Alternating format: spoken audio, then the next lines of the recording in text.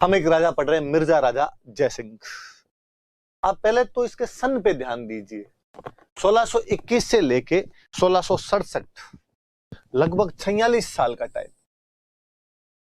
46 years. यदि मैं इस बात को यूं कहूं कि आमेर के कछवाहा शासकों में मैक्सिमम रूलिंग पीरियड यदि किसी राजा का रहा था तो मिर्जा राजा जयसिंह है। सर्वाधिक लंबा शासनकाल।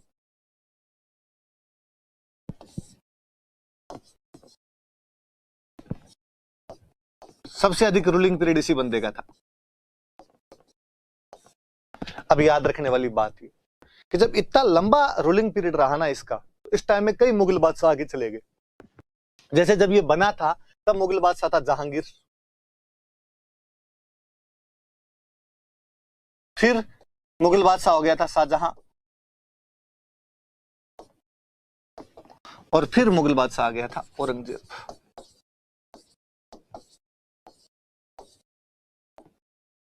तो इसने 3 मुगल बादशाहों के साथ काम किया था। कोई पूछे कि मिर्जा राजा जयसिंह का कार्यकाल किन किन मुगल बादशाहों के समकालीन गुजरा था, तो 3 मुगल बादशाह, जहांगीर, शाहजहां और औरंगजेब के समकालीन ये रहा था, उनके कंटेम्पररी रहा था। कहते हैं जहांगीर ने जैसे ये राजा बना था, राजा बनने के बाद इसको साउथ इंडिया में भेजा था।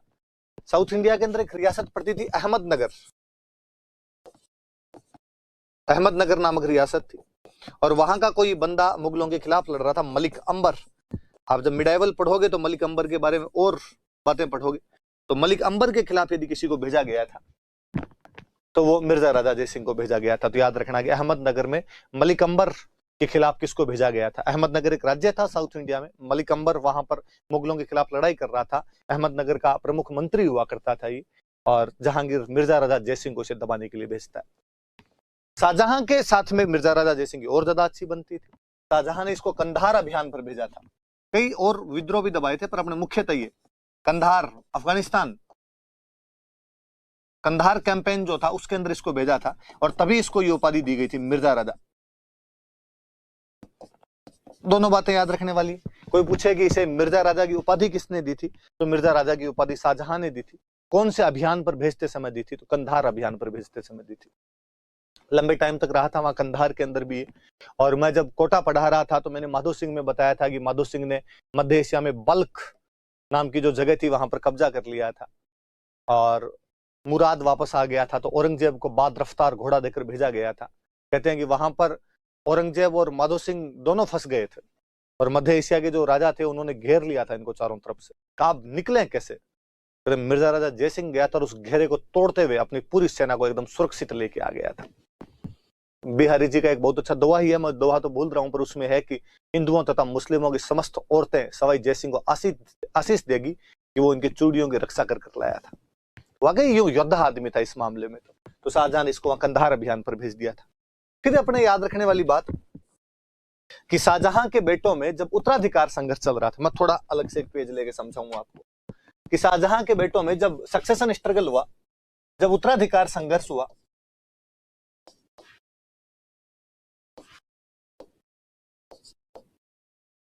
तो 5 युद्ध हुए थे। वैसे तो मिडाइवल पढ़ोगे तो वहां पे ज्यादा अच्छे से पढ़ोगे, फिर भी मैं थोड़ा बता दूं। बहादुरपुर का युद्ध, धर्मत का युद्ध, सामूगढ़ का युद्ध, सॉरी, खजुआ का युद्ध और दौराई का युद्ध। ये 5 युद्ध हुए थे कहते हैं इसके अंदर। बहादुरपुर का जो युद्ध था वो सुजा और दारा सिकोह के बीच में था। दारा सिकोह है जो कि शाहजहां का प्रिय पुत्र था, शाहजहां जिसे राजा बनाना चाहता था। सुजा जिसको बंगाल में गवर्नर बनाया हुआ था, शाहजहां का एक और बेटा था। इन दोनों भाइयों के बीच में लड़ाई होती है। इसमें दारा का सेनापति यही था, मिर्जा राजा जयसिंह ही था, और जीतता इस युद्ध। एक तो दारा का खुद का बेटा सुलेमान सिको और मिर्जा राजा जयसिंह इस युद्ध के अंदर गए थे और ये जीत गए थे इस युद्ध को। धर्मत वाला युद्ध मेरा पढ़ाया हुआ आपको कि एक तरफ तो दारा और दूसरी तरफ आपके औरंगजेब, और औरंगजेब का एक और भाई जो था मुराद, वो इसमें थे। और मैंने बताया था कि इसमें जो दारा की तरफ से सेनापति गया था वो अपने मारवाड़ वाला जसवंत सिंह था। जसवंत सिंह इसमें गया था। इसकी तमाम बातें अपनी पढ़ी हुई है। कासिम खान था, कासिम खान औरंगजेब की तरफ जाकर मिल जाता है, इसलिए जसवंत सिंह जब घायल हो गया था युद्ध के अंदर तो यहाँ से वापस आ गया था और उसकी रानी ने किले के दरवाजे बंद कर दिए थे। हमने इसी में और पढ़ा था कि कोटा वाला जो मुकुंद सिंह था वो इस युद्ध के अंदर लड़ता हुआ मारा गया था। पढ़ते हैं हम। तो अब यहाँ दारा जीतता है, यहाँ पे औरंगजेब जीत जाता है। औरंगजेब जीत गया तो सामूगढ़ में वापस दारा के और औरंगजेब के बीच में युद्ध होता है। एक युद्ध जीत के औरंगजेब आगे बढ़ा तो वापस सेना भेजी गई। इसमें बाद में इनके अंदर ये थे नहीं, आपके मिर्जा राजा जयसिंह और जसवंत सिंह दोनों ही नहीं थे। इसके अंदर हालांकि अपना वो लड़ रहा था शत्रुसाल, बूंदी का एक राजा था शत्रुसाल, वो इस युद्ध में लड़ता हुआ मरा था। याद रखे तो आप याद रख लेना, शत्रुसाल इस युद्ध के अंदर मारा गया था, बूंदी का राजा था सामूगढ़ युद्ध में। वो जरूर थे, बूंदी कोटा वाले हाड़ा जरूर लड़े थे। या हम वो बीकानेर वालों के बारे में पढ़ते हैं कि वो पद्म सिंगर, केसरी सिंगर जो कर्ण सिंह के बेटे थे वो इस सामूगढ़ वाले युद्ध में लड़े थे। सामूगढ़ वाले में वापस औरंगजेब जीत गया। जब सामूगढ़ वाले में औरंगजेब जीत गया तो अब निश्चित हो गया था कि अगला राजा कौन बनेगा, औरंगजेब बनेगा। तो मिर्जा राजा जयसिंह जो पहले दारा की तरफ से लड़ रहा था, दारा जब सामूगढ़ वाले युद्ध के बाद में यहाँ से भाग जाता है तो मिर्जा राजा जयसिंह आके औरंगजेब से मिल गया था। दो लोग खिलाफ, जसवंत सिंह खिलाफ, मिर्जा राजा जयसिंह खिलाफ, दोनों औरंगजेब के खिलाफ ही लड़ रहे थे, तो दारा की सपोर्ट में लड़ रहे थे। और जसवंत सिंह तो बाकायदा औरंगजेब के खिलाफ युद्ध ही लड़ गया था। जब मिर्जा राजा जयसिंह सामूगढ़ युद्ध के बाद औरंगजेब से मिल जाता है तो औरंगजेब ने उसको कहा यार उसको और ला, तो जसवंत सिंह को और लेके आ। तो बाद में मिर्जा राजा जयसिंह के कहने पर जसवंत सिंह भी इससे जाकर मिल जाता है। हालांकि फिर मैंने आपको बात बताई थी कि जसवंत सिंह मिर्जा राजा जयसिंह के कहने पर सामूगढ़ युद्ध के बाद में मिल तो जाता है, पहले मिर्जा राजा जयसिंह मिला फिर जाके जसवंत सिंह भी मिल जाता है, पर उसका औरंगजेब के साथ में इतना मन बना ही नहीं। और जब ये खजवा वाला युद्ध हुआ जो औरंगजेब और सुजा के बीच में होता है,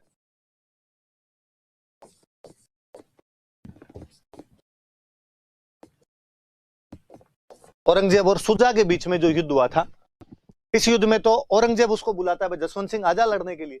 वो औरंगजेब की तरफ से लड़ने के लिए भी जाता है पर उसकी औरंगजेब के साथ पटरी बैठती नहीं है और वो उधर सुजा से बातचीत करता है और वो कहता है कि तुम जब इधर आक्रमण करोगे तो मैं औरंगजेब की सेना में आक्रमण कर दूंगा। यहाँ पे औरंगजेब के कैंप लूट लेता हूं।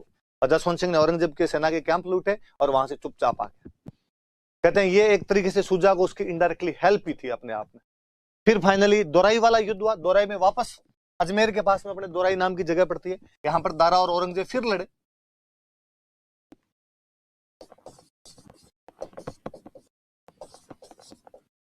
इस युद्ध में हालांकि जसवंत सिंह तो आया ही नहीं था, मिर्जा राजा जयसिंह जो था वो फिर औरंगजेब की तरफ से लड़ता है, क्योंकि अब निश्चित हो ही गया था कि साहब औरंगजेब राजा बनेगा।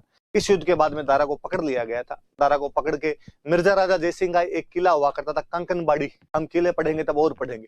अलवर में कंकनबाड़ी का किला था सरिस्का के अभ्यारण्य में, उस कंकनबाड़ी के किले में इसको रखा गया था दारा को, और बाद में औरंगजेब ने इसको मार दिया था। औरंगजेब ने अपने सारे भाइयों को मार दिया था, फादर को गिरफ्तारी कर लिया था।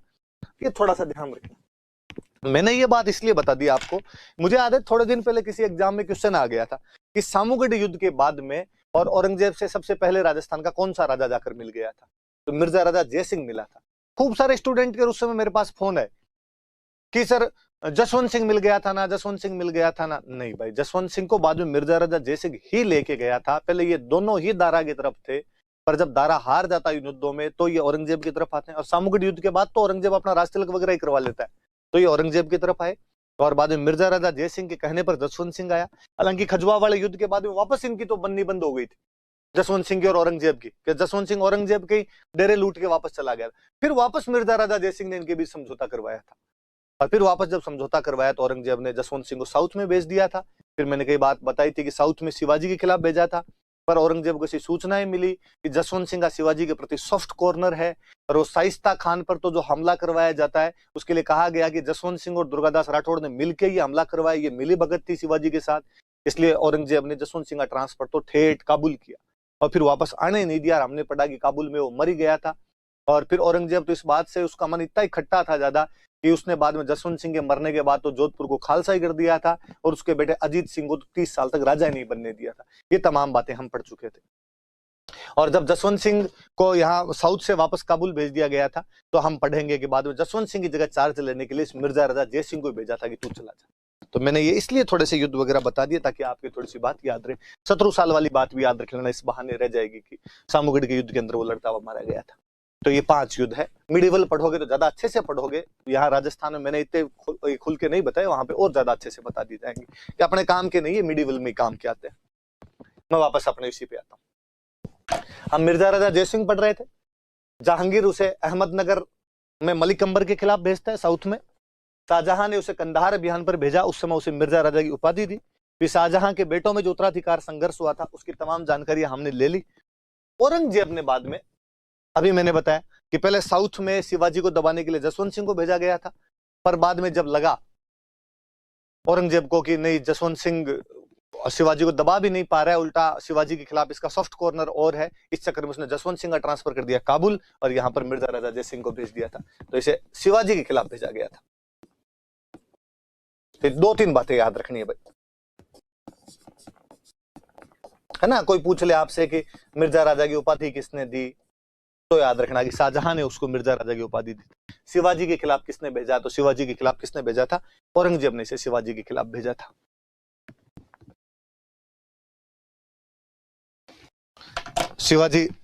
शिवाजी बड़ा योद्धा आदमी हुआ, उस समय टक्कर दे रहा था, भयंकर वाली टक्कर दे रहा था आपके औरंगजेब को।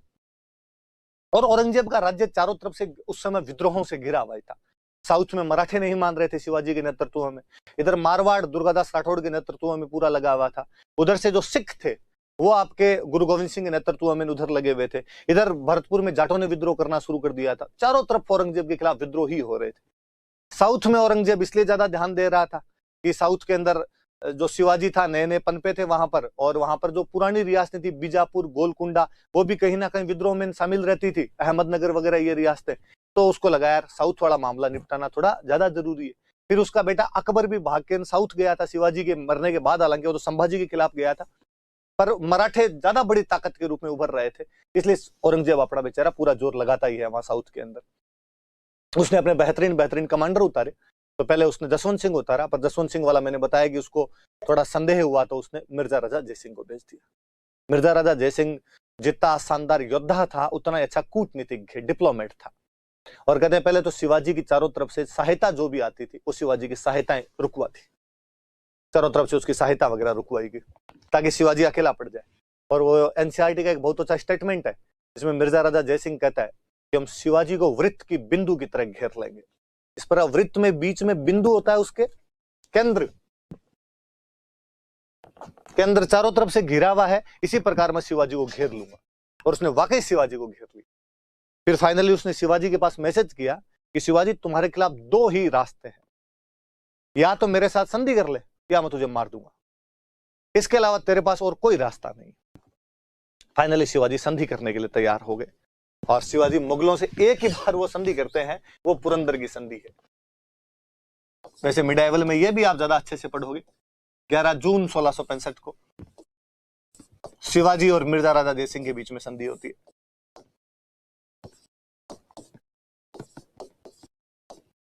शिवाजी और मिर्जा राजा जय सिंह संधि करते। हालांकि मिर्जा राजा जय सिंह जो है वो इसके अंदर औरंगजेब का प्रतिनिधि है, रिप्रेजेंटेटिव ऑफ औरंगजेब।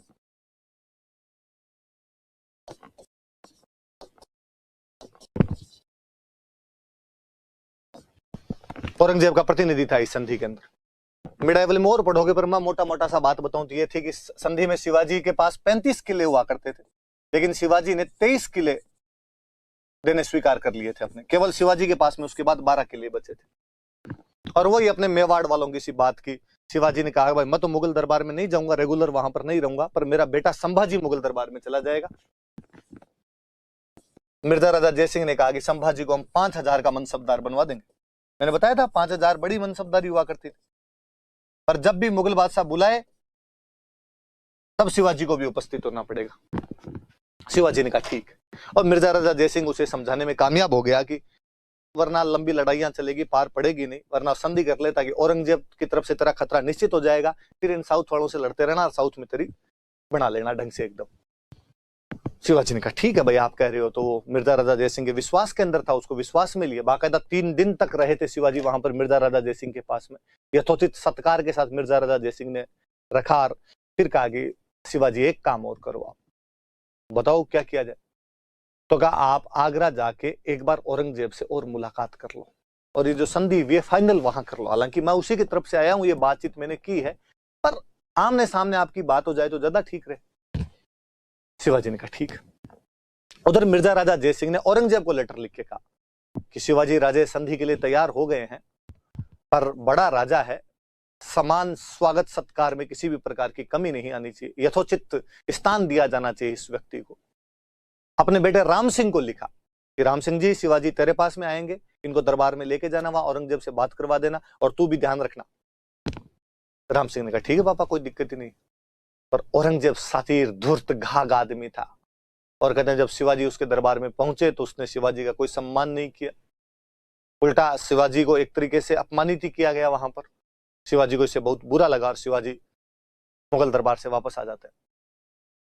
राम सिंह की हवेली में वहां पर जहां रुके हुए थे, कहते औरंगजेब उनको गिरफ्तार कर लेता है। औरंगजेब ने कहा अब इसको वापस नहीं जाने देना। मिर्जा राजा जयसिंह को यह बहुत बुरा लगा और मिर्जा राजा जयसिंह को लगा कि यार मेरे कहने पे वो आदमी औरंगजेब के पास गया था, आज उसको औरंगजेब ने वहां गिरफ्तार कर लिया, तो क्या सोचता होगा बैठ के वहां पे कि उस मंगते के चक्कर में नहीं आता तो कम से कम गिरफ्तार तो नहीं होता, मेरी लड़ाई चलती रहती, लड़ाई करते रहते। और यह उस आदमी के साथ गलत हुआ। और कहते हैं कि मिर्जा राजा जयसिंह ने अपने बेटे राम सिंह को मैसेज किया कि बेटे राम सिंह, साम दाम दंड भेद येन केन प्रकारे, जो भी हो शिवाजी बाहर आना चाहिए। फिर आगे की कहानियां हम मिडिवल में मराठा इतिहास में और पढ़ते हैं कि किस प्रकार शिवाजी वहां से फलों की टोकरी में बैठकर निकल गए थे। कहते हैं उनको निकालने में राम सिंह का सबसे बड़ा हाथ था। राम सिंह एक दिन वो शिवाजी जहां पर थे तो उसकी निगरानी वगैरह राम सिंह को ही दी हुई थी और राम सिंह ने एक दिन जाके गेट वेट खोल दिया और कहा अंकल ये फलों वाली टोकरी में बैठ के फरार हो जाओ अपने। अंकल वहां से बैठे जो ठेठ अपने साउथ में जाके रुके थे, उसके बाद वापस आए नहीं थे। उसके बाद दोबारा शिवाजी ने कभी मुगलों पर विश्वास ही नहीं किया और दोबारा उन्होंने संधि कोई प्रयास नहीं किया। समझने वाली बात यह है कि शिवाजी को संधि के लिए राजी करने वाला और शिवाजी को भगाने वाला दोनों कोई राजा था तो मिर्जा राजा जयसिंह था। औरंगजेब इस बात से भी बड़ा कुपित होता है कि यार फिर राम सिंह ने और मिर्जा राजा जयसिंह ने मिलकर शिवाजी को भगवा दिया। ऐसा कहा जाता है कि कालांतर में मिर्जा राजा जयसिंह की साउथ इंडिया में मृत्यु हुई थी और उनके मृत्यु का कारण जहर माना गया था। कहते मिर्जा राजा जयसिंह का जो रसोइया था उसको औरंगजेब ने अपनी तरफ मिला लिया था और कहा कि इसके खाने में थोड़ा जहर दिया जाना चाहिए। धीरे धीरे उसकी बीमारियां हो गई उस जहर की वजह से, उससे उसकी मृत्यु हो गई थी। वो राम सिंह से भी बहुत नाराज था औरंगजेब। और जैसे ही उधर जसवंत सिंह की काबुल के अंदर मृत्यु होती है तो काबुल में भी किसी ना किसी नए बंदे को भेजना था, उसने राम सिंह को भेज दिया था और वापस राम सिंह को इधर जयपुर की तरफ तो आने ही नहीं दिया था। और कहा भी जाता है कि वे राजा जिनसे मुगलों को डर लगता था, वे मनसबदार जिनसे मुगलों को खतरा रहता था, यार ये अपने लिए कभी खतरे का काम कर सकते हैं, उनकी पोस्टिंग हमेशा ही काबुल कर दी जाती। काबुल, बंगाल ऐसी जगह पोस्टिंग की जाती क्योंकि डर किन से लगेगा? जो थोड़े बहादुर राजा होंगे। एक तो बहादुर राजा को बॉर्डर पे रखोगे तो आपको बॉर्डर को सेफ रखेगा, दूसरा उसके विद्रोह करने की संभावना समाप्त हो जाएगी कि यदि उसको उसके राज्य के आसपास रखा, कि राम सिंह आमेर का आमेर के आसपास रखे, जसवंत सिंह जोधपुर का उसको जोधपुर के आसपास रखे, तो राज्य के आसपास व्यक्ति की शक्तियां ज्यादा होती है, उसकी सेना ज्यादा होती है, विद्रोह करे तो आपको ज्यादा नुकसान पहुंचाएगा। वरना काबुल में बैठ के विद्रोह भी कर देगा तो वहां से दिल्ली या आगरा आते आते तो बीच में आपका विद्रोह कहीं दबा लिया जाएगा। तो एग्जैक्टली सेम सिस्टम है कि आज भी कोई जयपुर में किसी कर्मचारी की पोस्टिंग हो और वो जयपुर में कर्मचारी अपने सीनियर की ना माने तो अभी भी धमकियां दी जाती है कि जैसलमेर बाड़मेर देखा है, डूंगरपुर गए हो कभी? मतलब आज भी कोई बगावती तेवर वाला बंदा होता है तो उसकी पोस्टिंग ठेठ बॉर्डर एरियाज के अंदर कर दी जाती है। ये पहले भी हुआ करता था। तो ये याद रखना भाई, पुरंदर की संधि अपने 11 जून 1665 शिवाजी और मिर्जा राजा जयसिंह के बीच। मिर्जा राजा जयसिंह इसमें औरंगजेब के प्रतिनिधि थे। कहा गया कि शिवाजी के पास जो 35 किले हैं, किले मतलब फोर्ट गढ़, इनमें से 23 मुगलों को दे दिए जाएंगे और शिवाजी के बेटे संभाजी को मुगल दरबार में 5000 का मनसबदार बना दिया जाएगा। आगे की कहानी मैंने बताई कि उसको आगरा में औरंगजेब गिरफ्तार करने की कोशिश करता है, पर इसके बेटे राम सिंह की मदद से शिवाजी वहां से भागने में सफल हो जाते हैं। ये एक फोटो है, पेंटिंग है कोई, इसमें ये शिवाजी है और ये मिर्जा राजा जयसिंह है। ये पुरंदर की संधि की फोटो है, जिसके अंदर मिर्जा राजा जयसिंह शिवाजी का स्वागत कर रहे हैं। मनुची लिखता है, इटली का एक यात्री था निकोलो मनुची, जो अपनी पुस्तक स्टोरियो डी मोगोर में लिखता है, वो उस समय वहां साथ के अंदर था, लाइव डिस्क्रिप्शन देता कि जब शिवाजी दरबार में आए तो मिर्जा राजा जयसिंह ने उन्हें कस के अपने गले लगाया, 3 दिन तक अपने यथोचित सत्कार में रखा। हालांकि मनुची तो यह भी कहता है कि 3 दिन तक उन्होंने बैठकर औरंगजेब के खिलाफ रणनीतियां बनाई थी। हिंदू राजा एक हो रहे थे, हिंदू एकता का हवाला दिया जा रहा था, ऐसा मनुची लिखता है। वो उस समय वहां पर था, इसलिए उसकी बात में कहीं ना कहीं सत्यता भी नजर आती है। और कालांतर में जब हम देखते हैं कि शिवाजी द्वारा औरंगजेब को वहां पे गिरफ्तार किया जाना, औरंगजेब द्वारा शिवाजी को गिरफ्तार किया जाना, औरंगजेब द्वारा मिर्जा राजा जयसिंह के खिलाफ नीति अपनाने की, जहर दिया जाना उसको, उसके बेटे राम सिंह को ठेठ वहां काबुल के अंदर भेज देना, इनसे भी लगता है कि यार औरंगजेब को कहीं ना कहीं इनके प्रति डाउट हो गया होगा, इसीलिए औरंगजेब ने उनके प्रति ऐसी नीति अपना ली थी। कितनी सच्ची कितनी झूठी बातें होगी, पर ये संधि का अच्छा सा फोटो है, पुरंदर की संधि। ये मनुची, निकोलो मनुची, जो कि एक इटालियन ट्रेवलर था, मुगल दरबार में रहा था, टोपची हुआ करता था ये, और उत्तराधिकार युद्धों का बहुत अच्छा वर्णन किया, जिसने पुस्तक लिखी थी स्टोरियो डी मोगोर, निकोलो मनुची की पुस्तक है। एक बार पहले भी मैं कहीं पर इसका वर्णन और कर चुका था, आप देखना पुरानी किसी जगह पर भी मैंने इसका वर्णन किया है। तो ये मनुची के बारे में, ये मिर्जा राजा जयसिंह थे। मिर्जा राजा जयसिंह न केवल एक योद्धा थे, एक बहुत अच्छे कूटनीतिज्ञ थे, उतने अच्छे विद्वानों को संरक्षण देने वाले थे। हिंदी के महानतम कवियों में से एक बिहारी जी उन्हीं के दरबार में रहा करते थे, जिन्होंने अपनी एक महानतम पुस्तक लिखी थी, बिहारी सतसई। आप में से जिन जिन के पास हिंदी लिटरेचर रही होगी उनको बिहारी जी याद आए होंगे, उनकी बिहारी सतसई याद आई होगी।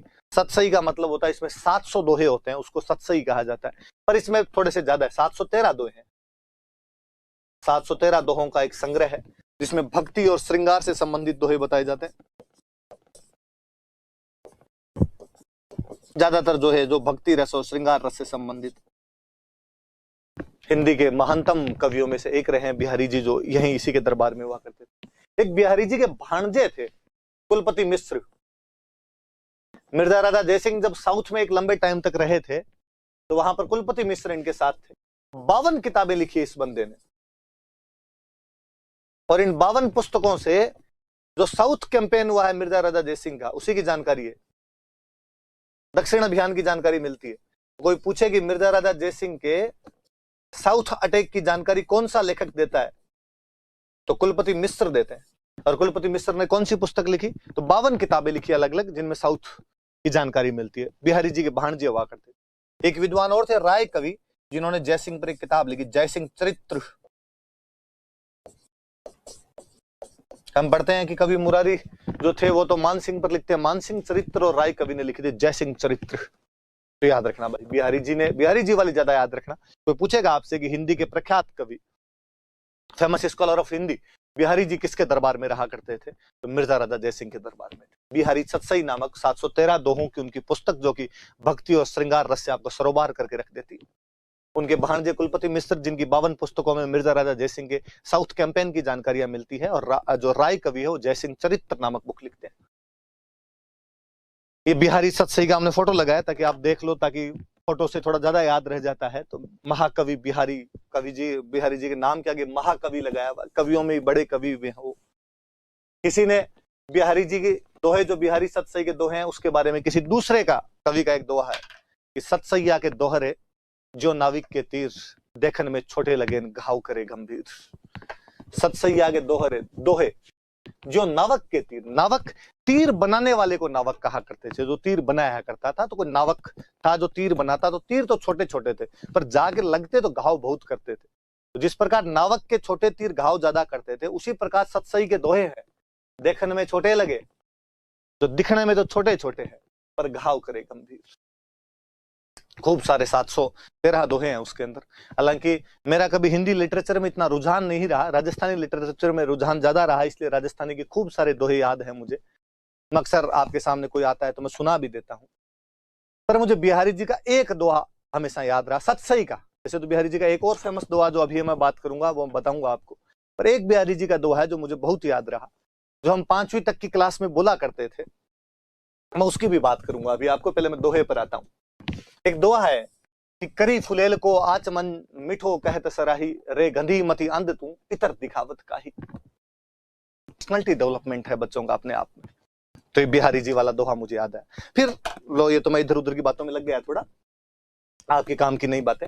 एक दोहा और मैं बिहारी जी का दोहा है जो खूब फेमस है, मैं फिर बताना चाहूंगा आपको। नहीं पराग नहीं मधुर मधु, नहीं विकासी ही काल, अली कली सो बंधी हो तो आगे कौन हवाल। कहा जाता है कि मिर्जा राजा जयसिंह एक बार एक शादी करके लौटे। एक चौहान रानी थी, उससे शादी करके आए।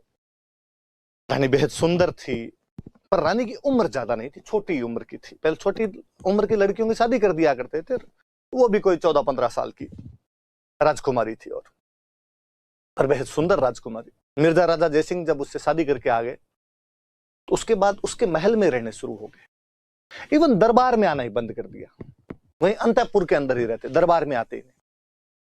तो दरबारियों में खुसर फुसर की, यार राजा जी दरबार में नहीं आए तो काम कौन करे। कोई डॉक्यूमेंट साइन करने, कोई दान देने, कोई सेनापति को आज्ञा लेनी, 100 काम चलते हैं राज्य के अंदर। राज्य का हेड, राज्य का प्रमुख वही हुआ करता था। वो नहीं है तो फिर काम कैसे पार पड़ेगी। राजा को ये जाके कौन कहे कि साहब रानी का मोह छोड़ो और बाहर आओ। इतनी हिम्मत किसकी हो कि राजा को जाके कह दे कि साहब खूब हो गए, अब हनीमून पीरियड खत्म हुआ, बाहर निकलना चाहिए आपको। सब दरबारियों ने बिहारी जी को कहा कि बिहारी जी आप कवि हो, कवि की कल्पना में वो शक्ति होती है कि वो ऐसी बात व्यंजना के अंदर कह सकता है, तो आप कुछ करिए। बिहारी जी अपना ये दोहा लिखकर भेजते हैं। नहीं पराग नहीं मधुर मधु, नहीं विकास ही काल, अली कली सो बंध्यो। अली का मतलब होता है भंवरा। भंवरा फूलों पर मंडराता है। पराग जो फूलों का रस होता है, मधु और पराग में फूलों का रस या उनकी सुगंध जो भी होती है, इसको भंवरा कैच करता है, भंवरा लेता है उन फूलों के रस को। तो वो बिहारी जी कहते हैं। तो रानी कम उम्र की थी, इसलिए कहते हैं कि नहीं पराग नहीं मधुर मधु, नहीं विकास ही काल, अली कली सो बंध्यो। अली या अली कली में ही बंध्यो।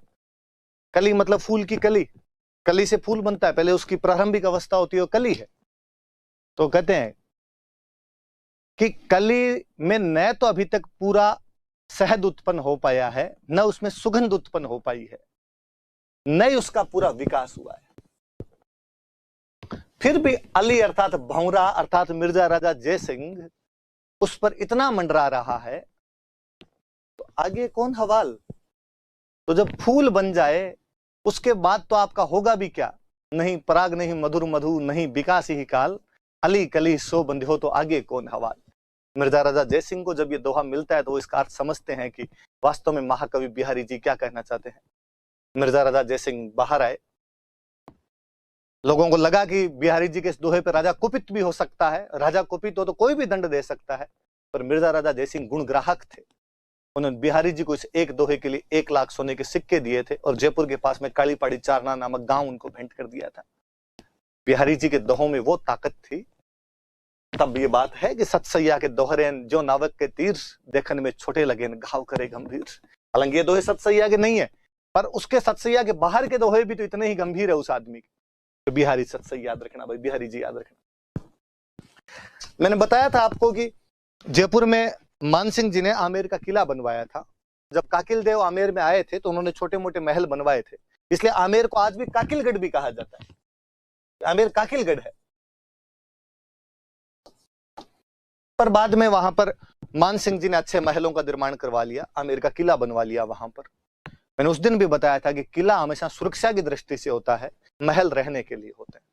चूंकि मानसिंह के टाइम में आमेर वालों को सुरक्षा की कोई ज्यादा आवश्यकता नहीं थी, मुगलों के संबंध उनके साथ बहुत अच्छे थे, और उनको लगता था कि यार नहीं अपने ये भी है तो अटैक वटेक किसी का होना नहीं है, तो एक बार अपने यहाँ पर ये ठीक है। हालांकि मानसिंह जी को लगा भी था कि यार सुरक्षा के लिए कुछ तो होना चाहिए, तो उन्होंने एक किला बनवाना भी शुरू किया था दूसरा, लेकिन वो उसको पूरा नहीं करवा पाए, नींव वीव भी लगा पाए थे, इतने में उनकी डेथ हो गई। कालांतर में जयसिंह ने उस किले को ढंग से बनवाया, जिसको हम जयगढ़ के नाम से जानते हैं। तो जो जयगढ़ का किला है, इसको भले ही मानसिंह जी शुरू करके चले गए थे, लेकिन इसको मिर्जा राजा जयसिंह पूरा करवाते हैं, इसलिए इसका नाम जयगढ़ रखा गया। मानसिंह के टाइम में नहीं हो पाया, इनके टाइम में तो जयगढ़ नाम है इसका। कहते हैं पहले ये जो जगह थी, यहाँ पे खूब सारी चीलें बैठी रहती, तो इसको चील का टोला बोलते थे, जयगढ़ वाली जगह को। चील का टोला कहा जाता था। या आप इंग्लिश वाले बोलो तो ईगल हिल्स, ईगल मतलब चील होती है। मुझे याद है थोड़े दिन पहले किसी एग्जाम में क्वेश्चन था, राजस्थान में कौन सा किला है जो ईगल हिल्स पर बना हुआ था, तो जयगढ़ का किला है। तो इसको चील का टीला या चील का टोला भी कहते थे, या ईगल हिल्स भी कहा जाता है। ईगल हिल पर यह बना हुआ था, तो कौन सा किला है? जयगढ़। जैसे हम पढ़ते हैं कि मेवाड़ वालों की इमरजेंसी कैपिटल जो थी वो आपके कुंभलगढ़ हुआ करती थी, वैसे के वैसे यदि जयपुर वालों की इमरजेंसी कैपिटल, या आमेर में बोलूं, आमेर वालों की इमरजेंसी कैपिटल थी, ये थी संकटकालीन राजधानी थी उनकी, उनका एक संकटकालीन किला था। संकट मोचक का दो, संकटकालीन का दो, इमरजेंसी का दो, इमरजेंसी फोर्ट हुआ करता था। हम जब किले पढ़ेंगे स्पेशल तब जयगढ़ किले की और खूब सारी बातें करेंगे, और ये याद रहेगी ये मिर्जा राजा जयसिंह द्वारा करवाया गया था। आगे हालांकि सवाई जयसिंह शुरू हो जाते हैं, नहीं लिखी हुई बात मैं यूं ही बता दूं। मिर्जा राजा जयसिंह ने एक साउथ में जब लंबे समय तक पोस्टिंग रही थी तो वहां पर एक कस्बा बसाया था जयसिंहपुरा, ये भी याद रख लेना, औरंगाबाद के पास में वहां पर जयसिंहपुरा नाम का कस्बा बसाया था। साउथ में इनकी जब पोस्टिंग वगैरह हुआ करती थी तो वहां पर ऐसे किले वगैरह बनवा लिया करते थे। जैसे बीकानेर वाले कर्ण सिंह, मैंने बताया था लंबे टाइम तक वहां पर रहे थे, तो वहां पे कर्णपुरा बसाया था, उनके बेटे के नाम पर केसरी सिंहपुरा बसाया था, एक बेटे के नाम पर पद्मपुरा बसाया था। इवन बीकानेर वालों को तो वो जो गांव थे उनका इनकम भी मिला करती थी, बीकानेर वाले लिया करते थे। बाद में जब अंग्रेजों ने साउथ पर कब्जा किया तो अंग्रेजों ने कहा भाई ये 3 गांव किसके हैं बीच में, तो कहा ये तो बीकानेर वालों के हैं। तो फिर अंग्रेजों ने बीकानेर के राजा से बात की और उनको कहा यार इन 3 गांवों की जगह हम आपको बीकानेर के पास में दूसरे गांव दे देंगे, ये गांव हमें दे दो। तो फिर वो गांव उनको वापस दिए गए थे। फिर बीकानेर वालों को एक तो हिसार के पास में गांव दिया था और 25,000 रुपए नगद देके वो गांव उनसे खरीदे गए थे उस टाइम। तो अपने जो भी राजा जाते, जैसे जसवंत सिंह ने भी औरंगाबाद के पास में जसवंतपुरा बसा दिया था, इन्होंने औरंगाबाद के पास में जयसिंहपुरा बसाया था। और ये जो अपने है वो तो मैंने आपको बताए थे, मानपुर और अकबर नगर वो मान सिंह जी बसा के आए थे। तो ऐसे कई जगह हुआ करते।